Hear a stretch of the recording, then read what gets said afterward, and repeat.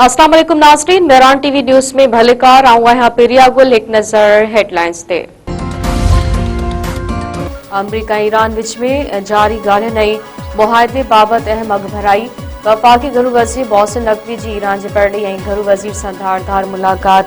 मोहसिन नक़वी ईरानी परॾे वज़ीर अब्बास इराक़ी सां मुलाक़ात करे ईरानी सुप्रीम लीडर लाइ वज़ीर आज़म शहबाज शरीफ़ ऐं फील्ड मार्शल सैयद आसिम मुनीर जो पैगाम पहुचायो। घरू वज़ीर मोहसिन नक़वी चयो आहे त ईरान ऐं पाकिस्तान विच में भाइपे वारा लाॻापा आहिनि। हिक भाउ सां मसइलो थींदो त ॿिए भाउ खे अहसास ज़रूर थींदो। गिलगित बल्तिस्तान असेंबली जे 24 सीटनि ते आम चूंडनि लाइ पॉलिंग अमल जारी। पीपी ऐं नवाज़ लीग में सख़्त मुक़ाबिलो। पीपी पारां 23 ऐं नवाज़ लीग जा 22 उम्मीदवार मैदान में लथल। एमक्यूएम, जेयूआई, जमायत इस्लामी, काफ लीग, इस्तेकाम पार्टी ऐं आज़ाद उम्मीदवार बि मुख़्तलिफ़ तकनि ते बीठल। वोटिंग जो अमल शाम 5 वॻे ताईं जारी रहंदो। चीफ इलेक्शन कमिश्नर राजा शहबाज मुख़्तलिफ़ पॉलिंग स्टेशनस ते पहुची जाइज़ो वरितो। इलेक्शन जी निगरानी लाइ कंट्रोल रूम क़ाइम। चीफ इलेक्शन कमिश्नर राजा शहबाज चयो आहे त जंहिंखे शिकायत हुजे कंट्रोल रूम सां राब्तो करे। चूंड अमल शुरू थींदे ई वॾे अंग में वोटर पॉलिंग स्टेशन ते पहुची विया। वोटरनि जूं कतारूं लॻी वयूं। 24 सीटनि ते 400 खां वधीक उम्मीदवार मैदान में लथल। इलेक्शन कमिश्नर मूजिब चूंड अमल में 9,58,480 वोटर पंहिंजे वोट जो हक़ इस्तेमाल कंदा। 1,391 पॉलिंग स्टेशन मां 349 पॉलिंग स्टेशन हसास ऐं 551 इंतहाई हसास करार। कंहिं बि अणवणंदड़ सूरत हाल खे मुंहुं ॾियण लाइ 12,000 रेंजर्स ऐं 6,000 पुलिस अहलकार मुक़रर। Chairman peoples party Bilawal Bhutto Zardari Azad Jammu ऐं कश्मीर जी सूरत हाल मां नाख़ुश। ज़रनि मूजिब बिलावल भुट्टो ज़रदारी जम्मू ऐं कश्मीर जी मौजूदा सियासी सूरत हाल बाबति अॼु शाम पीपल्स पार्टी आज़ाद कश्मीर जो इजलास इस्लामाबाद में सॾाए वरितो।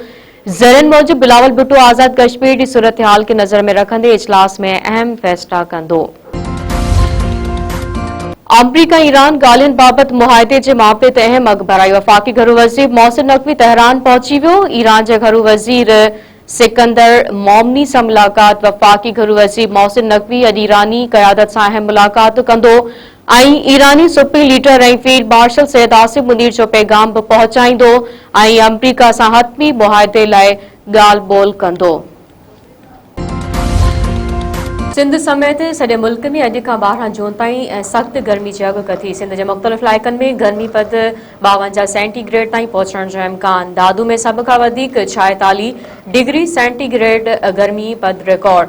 लाड़कानी ऐं जैकबाबाद में 45, नवाबशाह में गर्मी पद 44 डिग्री सेंटीग्रेड रिकॉर्ड कयो वियो। सखर में 43 ऐं हैदराबाद में गर्मी पद 42 डिग्री रिकॉर्ड। मौसमियात खाते जो चवणु आहे त कराची में गर्मी पद 40 खां 43 डिग्री सेंटीग्रेड पवण जो ख़दशो आहे। शहरियुनि खे गैर ज़रूरी घरनि खां ॿाहिरि न निकिरण जी हिदायत। अॻूणे सूबाई सलाहकार इस्माइल दाहिरी जे लाड़काने जेल में तबियत ख़राब। जेल खां इस्पताल मुंतक़िल। डॉक्टरनि पारां इस्माइल दाहिरी जूं ब्लड प्रेशर ऐं शुगर जूं टेस्टूं कयूं वयूं।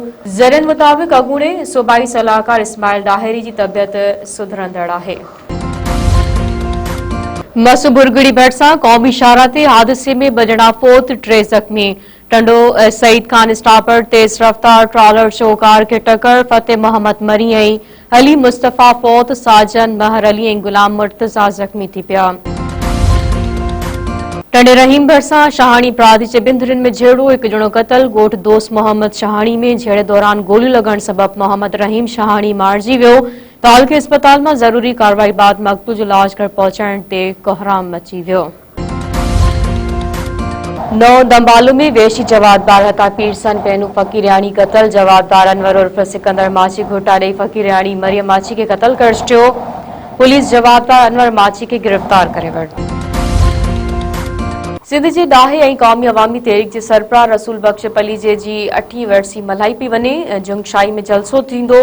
ॻोठ मंगर खान पलीजे में जलसे में शिरकत लाइ मुख़्तलिफ़ शहरनि खां कारकुननि जा काफ़िला पहुचण शुरू थी विया। हज़ारे माण्हुनि जे विहण लाइ पेंडाल तयार कयो वियो।